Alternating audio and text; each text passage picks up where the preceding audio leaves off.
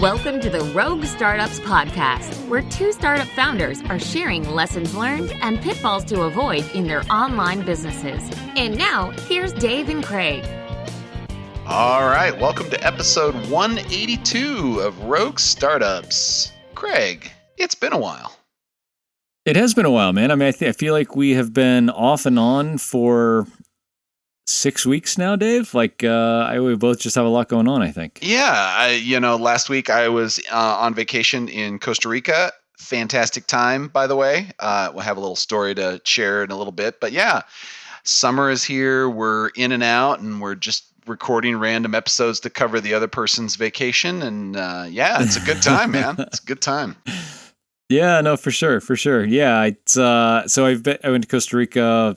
Golly, now it's been forever ago, but absolutely wonderful place. So I'm sure you ate a lot of great food, drank a lot of good coffee, had a lot of great sun.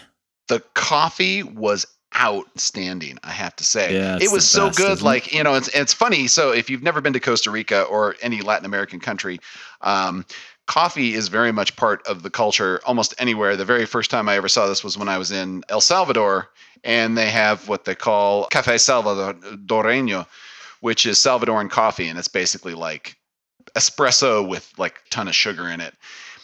And it's amazing. And I was like, in college when I had this, and I'm like, oh my God, this is the nectar of the gods. But anyway, the culture is just coffee, anytime, anywhere, whenever you want it. And decaf is a bad word in their culture.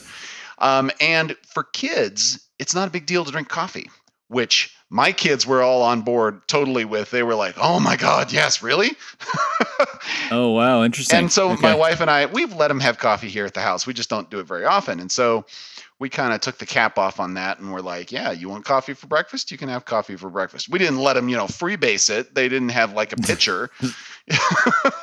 But, it was just something that they could enjoy. It was really good coffee. You could drink it black. It wasn't bitter at all. And everybody had a good time with that. We went and visited some of the major areas in Costa Rica. We did zip lining, which was totally exhilarating and terrifying for a guy like me who doesn't like heights. Yeah, nice. But it was awesome. It was awesome. It was the longest zip line I've ever been on, 15 lines. Awesome. So that was super cool. Everybody on the family did it. Everybody enjoyed the hell out of it. We saw lots and lots of animals. We went to an animal sanctuary. We volunteered when we were there.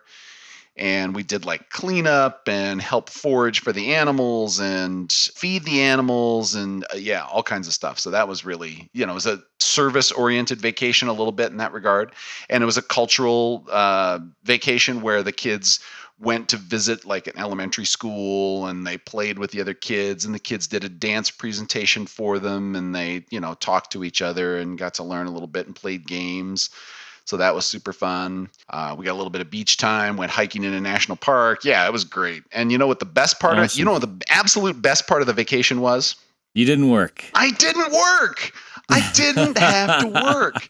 It's the first time I've had a true vacation in a long time. Like, everything was covered. The plugin support was 100%, absolutely no problems escalated to me during that time. Wow. Recapture, totally 100% support handled by my developer, Mike. And, questions came up while we were gone. He just handled every single one of them. Not a single thing was escalated to me. Now, unfortunately, I know this because I still checked email every night to make sure that nothing was going sideways. But it was like 10 minutes tops in a day. And it was just me hitting the delete button mostly. I wasn't doing anything else. It was awesome. It was great. It was really enjoyable. So totally unplugged. We even forced our kids to unplug as well because, they were watching their iPads and listening to their iPods or iPhones on the way down. And that was fine on the plane because being on a plane is boring. But when we got there, they were like, we're driving in the countryside, and they're still like, my oldest daughter's got her nose buried in her Kindle, and we're like, nope, not happening anymore. Yeah. Hand them all over. So we just in this beautiful country reading a book, I'm playing like, a stupid no, game or whatever. We did not spend all this money to come to a foreign country to give you a cultural experience so you can read your fucking Kindle. Not gonna happen. So not gonna happen. So yeah, we took those devices away and it basically said, all right, here you go. Enjoy the experience. And, my That's oldest awesome. was learning Spanish. So she was like spending, trying to order meals when we're sitting down at restaurants. And everybody in Costa Rica speaks, excellent English and Spanish because they're all trained in school in both languages. Mm-hmm. So you could switch back and forth. I tried to exclusively talk as much as I could in Spanish just to get more practice on my Spanish, which was awesome. Had a fantastic time with that. Great pina coladas. The most amazing pineapple. That's not the extent of your Spanish, is it? No. My Spanish is much better than that. I was actually having some good conversations. Our driver, so we were on a group trip. It was 15 of us. So there were like 4 families that were there. And the driver spoke okay English, not great, but he obviously spoke great Spanish. And so I would talk with him in Spanish. And, we had fun conversations sitting there at dinners or whatever. So, yeah, it's interesting. They kind of live a little bit of a nomadic lifestyle when they're a tour guide or a driver. And they work for like different companies because one company doesn't keep you employed 52 weeks out of the year. You got to jump from company to company. And, they were talking about which tourists were the most obnoxious. And, the answer was not Americans. And that shocked the hell out of me. It blew me away. It was not Americans. It actually turned out that it was the Costa Ricans. I was going to say, like, is it some kind of like Latin American that just think they should have everything? I would imagine there's a fair amount of like prejudice or hostility amongst the different countries and cultures. Like, I don't know it well enough, but I can imagine that. Yeah. Well, I think so. It's something that I think I've observed here in the United States as well, and that is, if you go to American tourist sites, I'm not always seeing the people that are from outside the country being as wildly disrespectful, loud, or obnoxious as I do the Americans. So there's definitely, I'll call it a sense of entitlement. So you're in your own country, you vacation in your country, and I think that there's a sense of entitlement that goes with that. Yeah, and this is yours. Kind of thing. Yeah. And so I was talking with the driver, his name was Sammy, about this. And he said, yeah, that's what it is. Basically, they're the loudest, they're the drunkest, they're the most obnoxious. I said, when somebody's coming from outside countries, it's generally that they're pretty respectful and things are a little bit less obnoxious. Not 100%, they still had some things to say about other groups. They said the Spanish were actually the most obnoxious for the foreigners outside of the country, which I was still surprised that Americans didn't reach that. Yeah. They're not in the top couple, at least. No, for some reason they like Americans. So, yeah. Interesting. There you go. They like dollars. There's one country in the world that actually likes Americans. There it is, Costa Rica. Oh, man. Yeah. That's classic. But it was a great time, and it was really nice to just, 10 days to chill. Oh, I can't even imagine. That's amazing. Yeah. Well, how about you, man? What's been happening in Hewittland?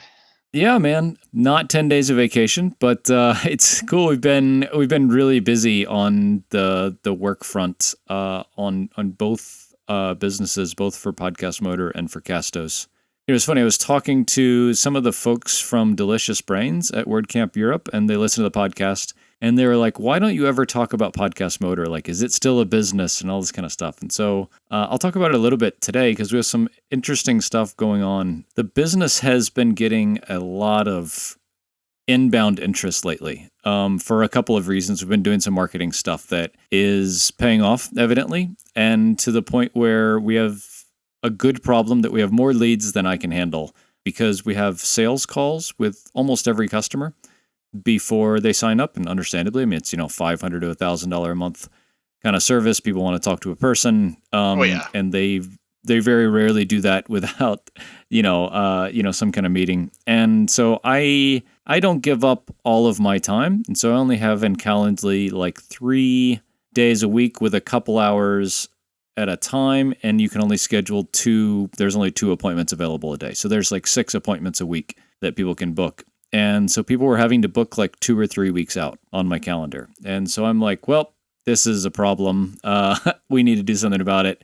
And I am busy enough with Castos and everything we have going on there that I don't want to give up more of my time, especially my evenings. Like with the time zone difference It's a legit, like, I'm in the evenings working a lot if I was going to start doing more sales calls. So we are hiring a salesperson for Podcast Motor. It'll be the first time we've really invested in the business in a long time. But I think it just makes a lot of sense. Like, the leads are coming in. This person should pay for themselves pretty quickly if we get this all to work right. And I'm excited because it takes a lot of time and effort and evenings off of my plate. And hopefully it makes the business grow without me. So, I'm really interested to see how it goes and excited. Interested because I've never hired a salesperson before. Wait, hold on. Full stop. You're a sales guy and you've never hired a salesperson ever? Never. No, I mean, I was never like in sales management. That sound is my jaw hitting the floor. Yeah. So no, I mean, I was in sales and, like whatever frontline sales. I was never in sales management before. So yeah, hiring a salesperson is a weird thing because especially for this type of business, like we call them inside sales. So they're, mostly dealing with inbound leads. Sure. As opposed to, cold calling or whatever. Mm. And that person, you don't want to be, a total shark. You don't want them to be just this like total animal that goes in and sells everybody everything. Cause like the nature of the business is like we're a long-term partner with our customers at Podcast Motor. I think everybody should be, but I mean with this one, like we're legit like in their podcast world all the time. And so if you have a salesperson that's pushing the envelope in terms of the limits of what we can and should do as a company and as a service, we're going to get like bad fit a lot. And I think that's what, talking to folks that run productized services, that if they get the wrong salesperson in there, it's usually because they're selling stuff that the business can't perform ultimately. Yeah. So no gray hat, black hat sales techniques. Exactly. Yeah. So it's interesting to think like, okay, we're going to hire a salesperson. I want to go hire just, some animal that's going to go just sell a ton of shit. But then you have to say like, no, it should be like more like a marketing person maybe, or like a community coordinator type person. So it's been an interesting thing to think about. And like, it goes all the way to like compensation. Like, how should you compensate this person? They shouldn't be compensated as much on like revenue and commission, but maybe more on salary and maybe some bonuses or something. So I don't have it all figured out yet. What about retention? Yep. So that will definitely be part of it. So our business really starts working well when people are around for 6 months or more, just because as a service, we're able to know them and what they need. So there will be, the compensation will be, the majority, maybe even, will be salary. There will definitely be a commission on dollars sold, and there will be a kicker on that dollars sold after like 6 months. And that will be like it'll probably be about the same commission as the original sale. So I don't have it all exactly worked out, but I'm doing like kind of final round interviews now. And when we get, to making an offer to somebody, I'll have to have all that shit figured out. But that will be another couple weeks. So stay tuned on that end, I guess. That's super exciting. And again, I'm just still shocked. Even when I was not a development manager, I was still participating in developer interviews a lot of the time, because anytime you had a developer interviewing, they were going to be on your team and you would want to get to know them through the interview. And you were usually the ones that the manager was like, here, do the technical questions for this person, make sure that they know what the hell they're doing. Yep. And so I'm kind of wigged out that you didn't have to do that as a sales guy. No. Yeah, I mean, my role before, I was definitely involved in hiring we had like technical or like field support people, and I was very involved in that because they worked not for me, but kind of for me. And so I hired a lot of those people, but that was really different. That would be more like hiring a developer as a project manager or a product manager or something in our kind of SaaS world. But yeah, as a salesperson, to hire a salesperson, it's weird. And this is like a different type of salesperson than I was before. So yeah, that's definitely very different. And I think you have the right perspective on that to not, you got to have that long-term customer perspective instead of the aggressive grab anybody with a heartbeat and a wallet credit card number and just throw them into the funnel. That's dangerous. Yep. So yeah. I don't remember. Who was I talking to that said that they ended up hiring an overly aggressive salesperson, and that's exactly what happened. I think it was Brian Castle. I think I was talking with him about maybe it was audience ops where he hired a sales guy and he just started dumping in all these leads, and then the leads churned out after 2 or 3 months or something like that because it was just Yeah. overly aggressive and they weren't aligned in terms of the vision. So that's really smart. Yeah, definitely. Don't do that. don't go that I've way. talked to Brian. Yeah, I mean, I talked to Brian a lot, and I remember him saying that from before. And so that's hiring on the Podcast Motor side. On the Casto side, I talked about hiring a full-time marketer in our last episode that we did together, and I'm super happy that we have hired somebody. We've made an offer. It's been accepted. All the ink is dry on the papers, and Denise will be getting started with us the middle of August. She's kind of wrapping up her current engagement, and we'll be getting started on the Castos marketing front in about a month. So watch out, world. Very cool. Yeah. That's exciting. Yeah. She's, we'll probably have her on the podcast at some point. She is a really, really, really sharp kind of marketing mind and has a lot of really interesting experience, not in SaaS, but in related kind of worlds that I think lends itself really well to kind of translating into what we're trying to do, and particularly like with Castos, what we need from a marketing person. And I'm beside myself excited about what this means for my time and involvement in the business and the focus that we have on growth, whatever, going through the end of the year and beyond. So very cool. It's a lot of new people, which is cool. It's super cool. Like, I think I was telling Amanda, my wife, that like one of the things I like most is giving people jobs. And that's like a silly thing to say, but like, the business is successful and it's growing and all this kind of stuff. But like when we can bring someone else on and give them a job and give them purpose and a thing to wake up every day and go do and provide for their family and all that kind of stuff, it is like really fulfilling. And I don't want to like make that the milestone of what a business is, but it's pretty high up there. Like if we grow and we're profitable and we can keep bringing people onto the team to just have more people behind what I think is a good cause that we're doing, I get a lot out of that. So I'm really happy with that both of my businesses are growing and we're able to bring awesome people on and kind of expand kind of what the business is. Because like both of these people are, I mean, Denise is definitely like personally very different than everyone else on our team, which is awesome because it kind of shapes and continues to expand who we are as a business. And the salesperson for Podcast Motor will be too, because we haven't had anybody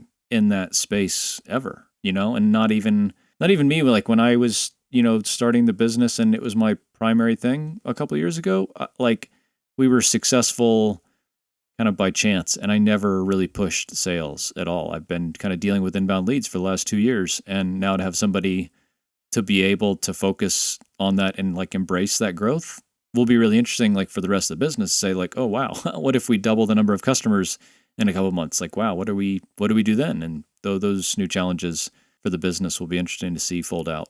Yeah.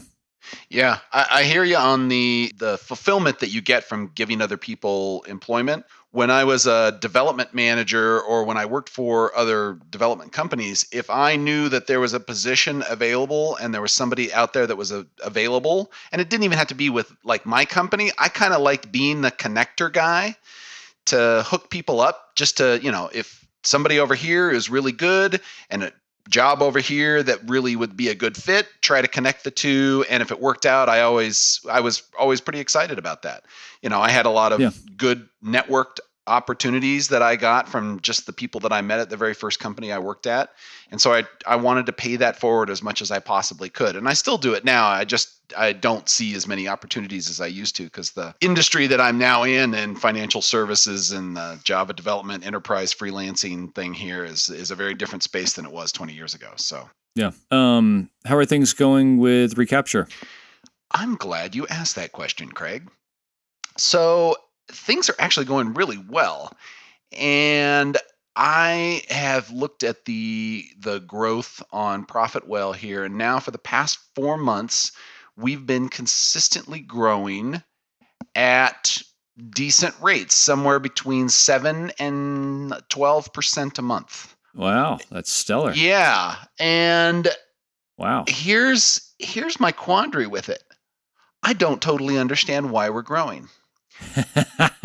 And, I'm not running paid campaigns. We're not doing content marketing. My organic search position hasn't really changed. We didn't really, we did the thing with CartHook. That's the only thing I can really point to. But CartHook is done. Like, we kind of stopped taking on CartHook customers in mid-June. There was a couple of stragglers in there, but it wasn't like they're not seriously continuing to contribute to the growth, but I'm still seeing it go every month.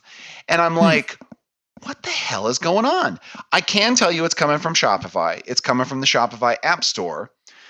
But beyond that, I'm kind of at a loss as to what is driving it. Like, I've looked, did I get featured? Because usually that's like a one-time blip. You might get featured for a day or a week or something like that. And I've looked at the traffic on the website. There was a blip back in June, but that's it. Like for one day. And then like, if you look at my traffic on the website, it's pretty flat, little spike on June 3rd, still pretty flat. Not changing, not going up, not going down, just flat.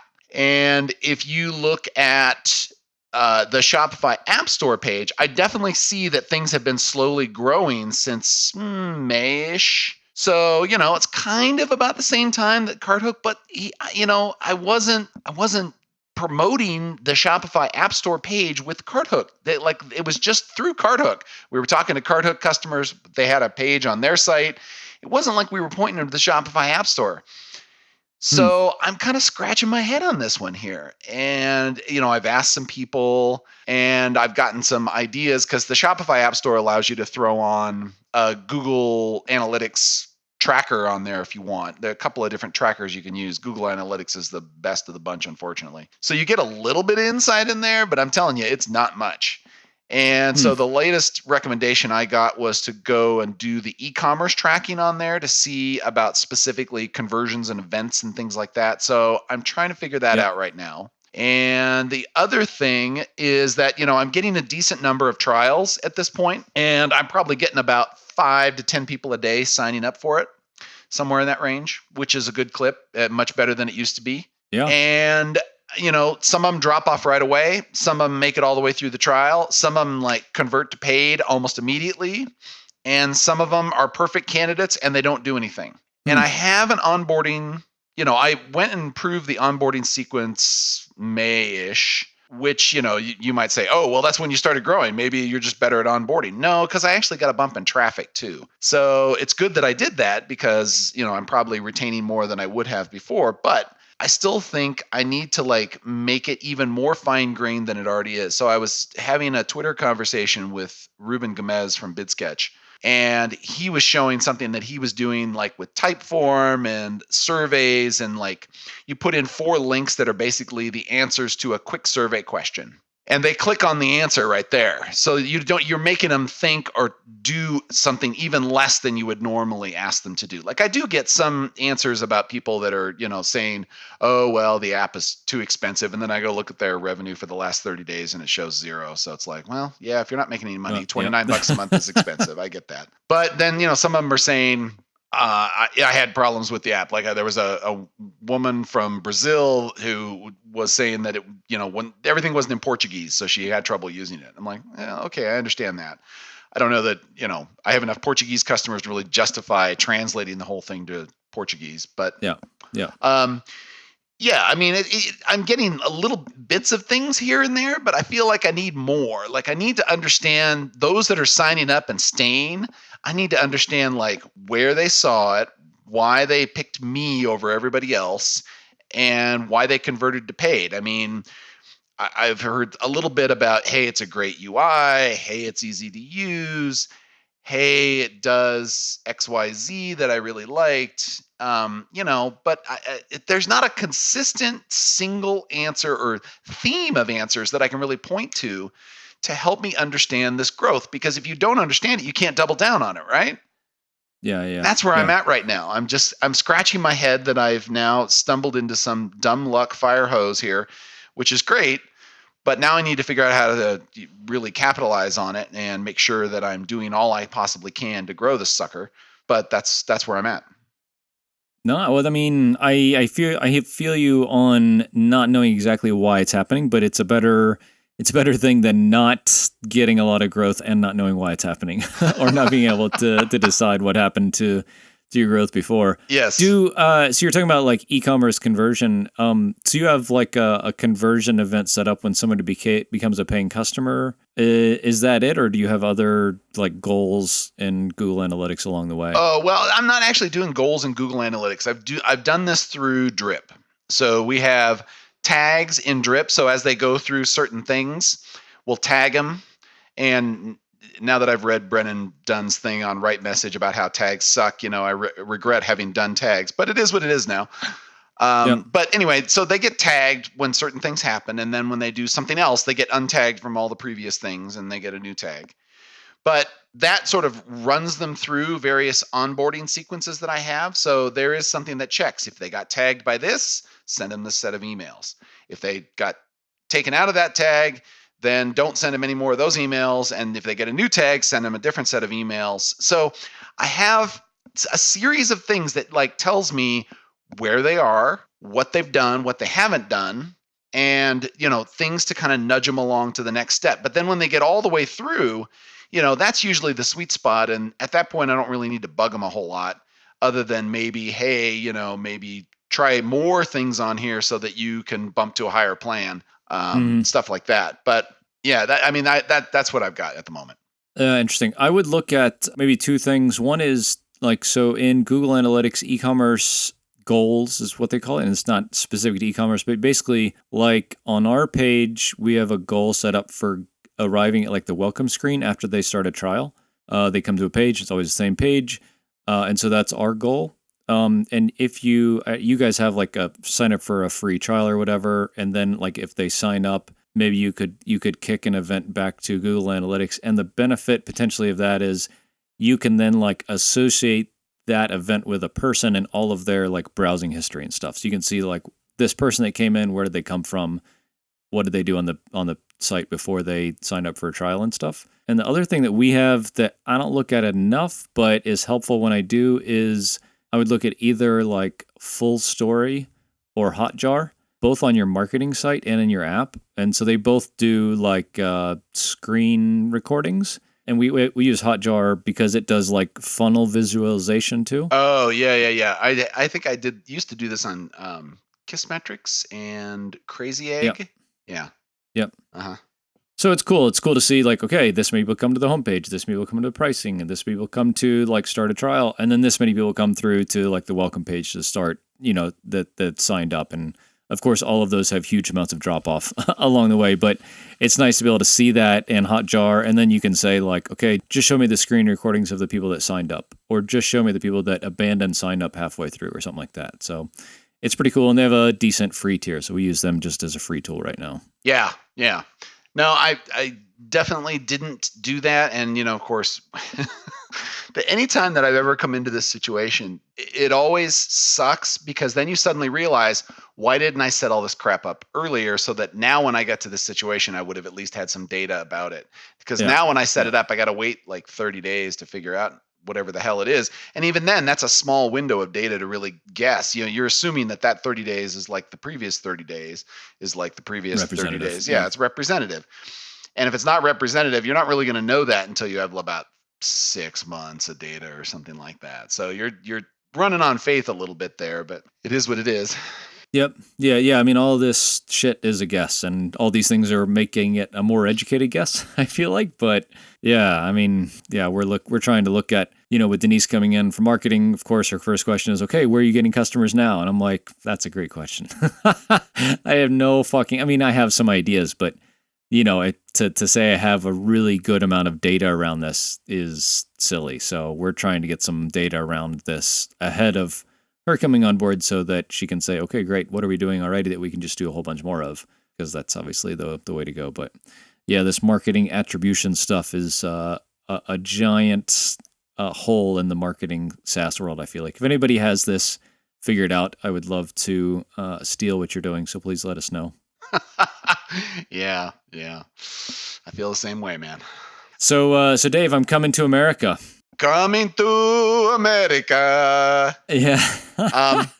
So what brings you stateside? Were you just stateside a little while ago? So we were there in April for visiting family, and I'm coming next week by myself. First time ever. First time I'll ever make a transatlantic flight by myself. Tiny Seed Founder Retreat is next week in Minnesota. Ooh. Yeah. So me and 12 of my newest best friends are going to spend 2 days in the middle of the Minnesota forest together. I'm really excited about it. Yeah. Hope it's not like Survivor where you guys end up voting each other off the island, or there's bloodletting, or you Who knows? You guys all get a sure. Tiny Seed tattoo. Who knows? I'm sure. I'm sure there is a lot of fun stuff planned. I mean, I think the retreat is going to be a fair amount of work and mentorship and talking through, talking shop, kind of like the Big Snow Tiny Conf thing, but a fair amount of fun and team building and all that kind of stuff too. So I'm excited to see what they have planned. Tracy is the program manager for Tiny Seed, and she's amazing at organizing all the stuff we get to do, and so she'll of course be there and running the whole show. It'll be a lot of fun. Very cool. Yeah, like a little mini vacation. I get to have 5 days without the kids and able to work as much as I want. It's crazy. Yes. And I'm sure that there will be copious amounts of alcohol involved as well. I can imagine. Yep. Yes. I can imagine. Yeah.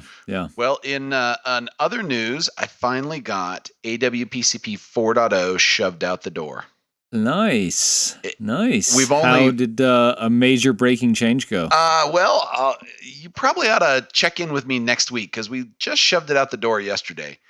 And It's a little early. There's been a few people that have said, hey, I'm having a problem with this. But it hasn't been like, oh, my God, the world's on fire. We haven't gotten a lot of those yet. And I've been kind of keeping an eye on the forum today. I sent out a big announcement. And aside from one guy telling me I was discriminating against Nigerians because PayPal doesn't support the Naira, it's actually been going pretty smooth. Good. Yeah. Awesome. But that was a hell of a lot of work to get that damn thing done. So yes, it's a little bit of a sad event. So one of my senior developers will be leaving shortly now. So I have 3 developers right now on the plugin side. I'll pretty soon be down to 2. This was an agreement we had that he had to get this thing out the door. And he's been very patient. And we talked about this back in January. I thought it was going to be a couple of months, but here we are. It's middle of July and we just finally got it. So, kudos to everybody on the team. It was a hell of a lot of work to push it out the door, get a new developer trained up, get everything ready, the conversion over in EDD for recurring payments, and the revamp of the site and the redo of the documentation. And oh God, yeah, I'm glad to have it behind us. That's awesome, man. That's great. I can imagine those big major changes or major releases are really nerve-wracking because, I'm sure you guys changed a lot of shit that can break sites, right? Oh, yeah, which is part of the reason we started doing a beta back in December. And, that held it up quite a long time. And I'm glad it did because there were plenty of things that were just plain scary that we shook out with the help of some really great beta testing folks. So who were willing to, take the risk, move forward and say, I really want that feature and I'm totally willing to, give you feedback and, deal with all your 3/4 baked software. It definitely wasn't half baked.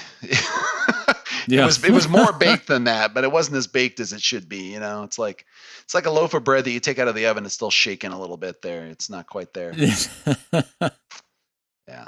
How did you manage the beta program? Did you have a separate GitHub repo that people pulled the plugin out of, or how did you guys manage that as far as releasing it to customers? So we have an entirely private repo, and I wasn't willing to open it up for the customers at that point because it would expose our premium modules, and that's the only reason we have a private repo is that I don't want anybody to have that code except our developers.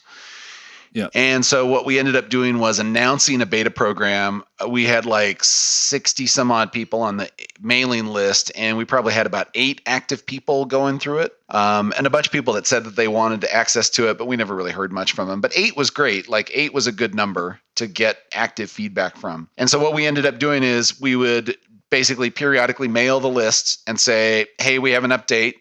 Maybe we fixed a bunch of stuff and we'd send out a new version. We'd send them a link to the main plugin, let them install it. A lot of them would come back with feedback to us. We would fix it privately. And then like maybe we'd be in communication directly with them, send them development versions, and then periodically re-update the list. Because anybody who needed like premium module upgrades, they had to come contact us to get the 4.0 versions of them. They weren't compatible with the old ones. Because everything upgraded in terms of the APIs and stuff like that. So yeah, we managed it that way, and that's the second time I've done that. I did the same thing with Business Directory, and I felt like it was pretty successful on both counts. I mean, there's definitely some manual shenanigans that go on there, but when you're talking about 8 people going through a beta program, I felt like I didn't need more than that to handle it. Yeah. I mean, the hard part was really just sending out the emails, drumming up the interest, and then finding out who was willing to respond after that. So yeah, I think it was fine. Yeah, interesting. I know Pippin does like a whole separate GitHub repo, like they run a separate version of the plugin, I think, for maybe EDD or I don't know what. We're looking at this because, I mean, we make pretty small changes to Seriously Simple Podcasting at this point, but we've made some pretty big ones. And most of all, they've gone well, but it's scary sometimes. Like we would make a release that affects something kind of mission critical, and you're like, well, I hope that it doesn't break anybody's stuff. All the testing we've done says that it's okay and it's safe to put into production, but you don't know. I would love to have 20 or 100 people that were, willing to run the newest version at any time, and an easy way to do that. Because I mean, SVN and all this, I don't know all the details, admittedly, but it's just not easy to send someone a release version of a plugin. We do it manually right now with Dropbox. We just put the plugin in Dropbox and send them a link and say, delete the plugin from your site, install this new one, and that's just janky. Like, that's not good. It's totally janky, but you can definitely do that. You can even do it through EDD if you want. Like they allow you to set up beta versions. It just was more hassle to me than it was worth. And also we just weren't entirely comfortable with the versions at any given time. So we wanted to be more directly in contact with the customers instead of have it just quietly send out updates and then maybe hear something and maybe not hear something. Yeah. So I felt like the email gave me an engagement platform to really find out what the hell was going on. So yeah. Yep. That's the whole point. Yeah. You want to hear what they like and don't like and what breaks and all that stuff before everyone else gets it. Yeah. Yeah. So, in the end, I think it was pretty successful. It took longer than I wanted, but it was all right. Good. Nice. Well, I think that about wraps us up for this week. So we've talked on a few things that if folks have, experience with or input for us or for everyone else, we'd love to hear it. I think, marketing attribution, definitely one of them. Plugin releases for WordPress, if you're doing this in a beta form, better than Dave and I are, we'd love to hear about it. And really anything else that we talked about. If you guys have any questions or comments or feedback, send us a message, podcast@roguestartups.com. And as always, the ask is if you're enjoying the show, please share it with someone else who you think would enjoy it too. And we'll see you next week. Thanks for listening to another episode of Rogue Startups. If you haven't already, head over to iTunes and leave a rating and review for the show. For show notes from each episode and a few extra resources to help you along your journey, head over to roguestartups.com to learn more.